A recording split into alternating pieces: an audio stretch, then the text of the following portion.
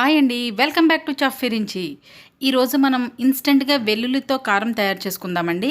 ఇది వచ్చేసి రైస్లోకి, దోశలోకి, ఇడ్లీలోకి, చపాతీలోకి అన్నిటిలోకి చాలా టేస్టీగా ఉంటుంది.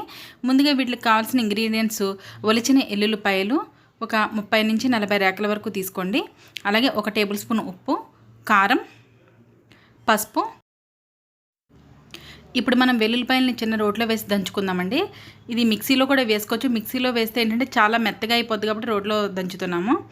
సో కచ్చా పిచ్చాగా దంచుకోవాలి ఇది ఇలాగా. ఇది వచ్చేసి మనకి 15 to 20 డేస్ వరకు వితౌట్ ఫ్రిడ్జ్ నిల్వ ఉంటుందండి. ఇలా ఒకసారి చేసి పెట్టుకుంటే మనకి చాలా స్పైసీగా టేస్టీగా చాలా బాగుంటుంది ఇది. ఇదిలో దంచి ఇప్పుడు పక్కన పెట్టేసుకుని ఇప్పుడు స్టవ్ మీద మనం చిన్న కడాయి పెట్టుకుందామండి. ఇది కొంచెం ఆయిల్ ఎక్కువ పడుతుంది. ఒక 5 నుంచి 6 టేబుల్ స్పూన్ల ఆయిల్ యాడ్ చేసుకోవాలి.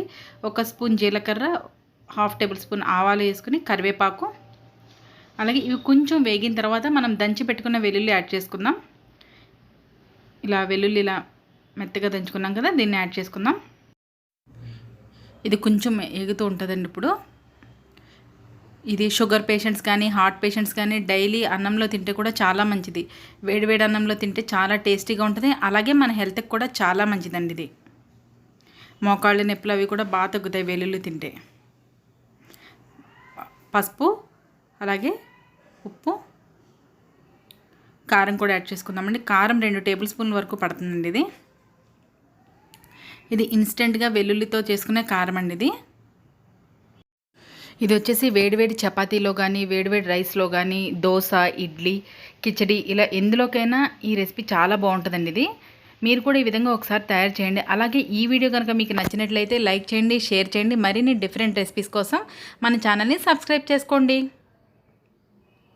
చూసారు కదా, ఈ వెల్లుల్లి ఏగుతుంటే చాలా మంచి కమ్మటి వాసన వస్తుందండి.